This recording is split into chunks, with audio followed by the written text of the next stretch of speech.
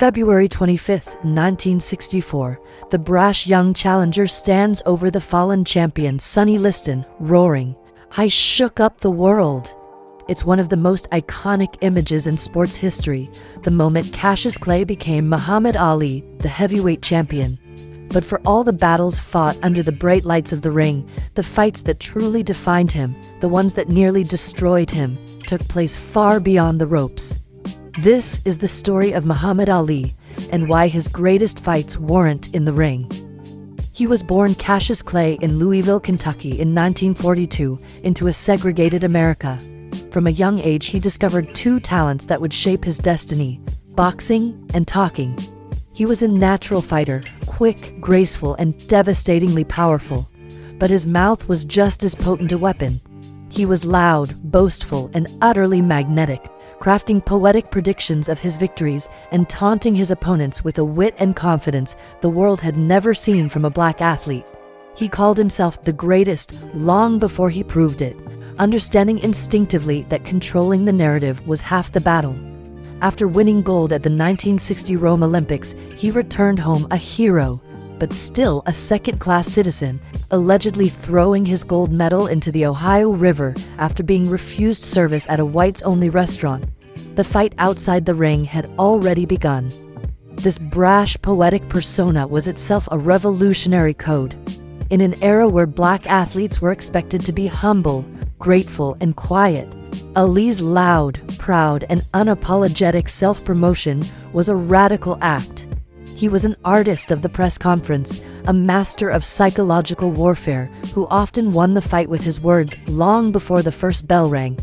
He was, in essence, the first true modern athlete entertainer, a blueprint for generations to come. His professional rise was meteoric, culminating in the shocking upset victory over the seemingly invincible Sonny Liston. The world was stunned, but the biggest shock was yet to come. The day after the fight, the new champion announced he was joining the controversial Nation of Islam and changing his name. Cassius Clay, the name of a slave owner, was gone. He was now Muhammad Ali. It was an act of profound defiance against white America, a declaration of black pride and religious conviction. He wasn't just a boxer anymore, he was a political statement. This conversion was a seismic event. The Nation of Islam, led by Elijah Muhammad and with Malcolm X as its most prominent voice, was seen by white America as a radical, separatist, and dangerous organization. By joining them, Ali wasn't just adopting a new faith, he was intentionally severing his ties with the white establishment that controlled the sport. He was drawing a line in the sand, choosing his identity over his popularity, a move that would set the stage for the even bigger battle to come. Then came the fight that would define his life. As the Vietnam War escalated, Ali, now the heavyweight champion of the world, was drafted into the U.S. Army. His response was immediate and unequivocal.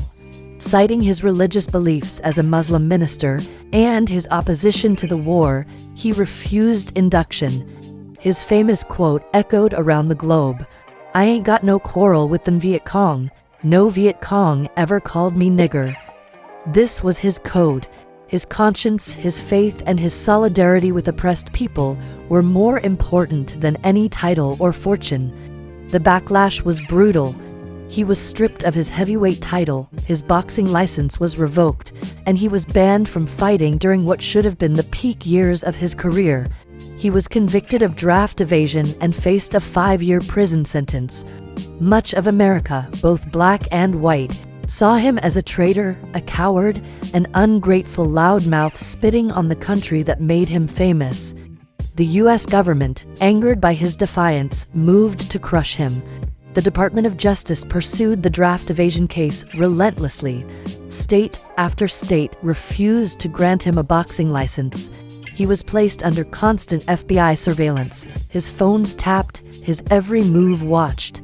He became a public enemy, a pariah to the mainstream media, who had once adored his antics. This was the true fight, a lone man against the full power of his own government. For 3.5 years, Ali was in exile in his own land, unable to practice his craft, his future uncertain. But he didn't back down. He took his fight to the courts and, more importantly, to the people. He became a powerful voice against the war and a symbol of the growing civil rights movement, speaking on college campuses and at rallies, using his wit and charisma to challenge the government and defend his principles. The fight outside the ring had become his main event. His financial situation was dire. Stripped of his income, he was forced to find other ways to survive. He began a speaking tour at colleges across America, debating students and professors. This forced exile, in a way, was a blessing in disguise. It honed his political voice, sharpened his arguments, and transformed him from a brash kid repeating religious dogma into a mature, articulate, and powerful leader of the anti-war movement. The boxer was becoming a statesman. Finally, in 1971, the U.S. Supreme Court unanimously overturned his conviction. Muhammad Ali was free. He returned to the ring, not just as a boxer, but as a cultural icon, a hero to millions around the world who admired his courage and conviction. He was older, slower perhaps, but smarter. His forced exile had taught him resilience. He faced his greatest rivals in a series of legendary bouts, the brutal trilogy against Joe Frazier, culminating in the Thrilla in Manila. But his greatest victory, the one that cemented his global legend, was the Rumble in the Jungle. He was the underdog, facing the younger, stronger, and seemingly indestructible George Foreman in Zaire. It was here he unveiled his most brilliant strategic code, the rope-a-dope. He spent 7 rounds leaning against the ropes, absorbing Foreman's most powerful punches, letting the champion exhaust himself in the African heat. Then, in the 8th round, he exploded off the ropes and knocked Foreman out. It was a victory of intelligence over brute force, of experience over youth, and a perfect metaphor for his entire life. He could take the world's best punch and still come out on top. And the stunning upset victory over the seemingly unbeatable George Foreman in the Rumble in the Jungle. In Zaire, facing Foreman, he unveiled his brilliant rope-a-dope strategy, absorbing punishment against the ropes until his younger, stronger opponent punched himself out, proving that Ali's mind was as sharp as his fists. He had not only returned, he had reclaimed his throne, becoming the first man to win the heavyweight title 3 times. His later boxing career saw both triumphs and decline, and the physical toll of his decades in the ring eventually manifested in the form of Parkinson's disease. But his transformation was complete. The brash young fighter had become a global statesman, a beloved humanitarian icon. His lighting of the Olympic torch at the 1996 Atlanta Games, his body trembling but his spirit unbroken, was a moment that transcended sport. Muhammad Ali's true legacy wasn't the championship belts. It was his courage to fight for what he believed in, even when it cost him everything.